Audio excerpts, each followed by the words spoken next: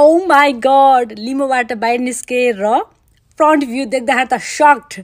किनभने यस्तो खुसी भए यो चाहिँ हामी दुईजनाको बकेट लिस्टमा पर्थ्यो and my husband made it happen thank you so much husband यो हो लभ क्लाउड्सको बारेमा कतिजनालाई थाहा छ होला कतिजनालाई थाहा पनि छैन होला कमेन्टमा लेख्नु होला र यसलाई चाहिँ माइल हाई क्लब भनिन्छ होइन courtesy of love cloud over Las Vegas so यो चाहिँ हामी दुवैजनाको बकेट लिस्टमा पर्थ्यो र फाइनल्ली होइन हामीले वी डिड इट यो चाहिँ भित्र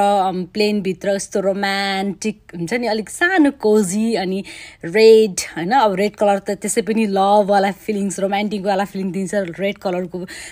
कभरले आई मिन सिटले चाहिँ कभर गरिएको सिट थियो र यो चाहिँ हाम्रो प्लेनको भ्यू बाहिर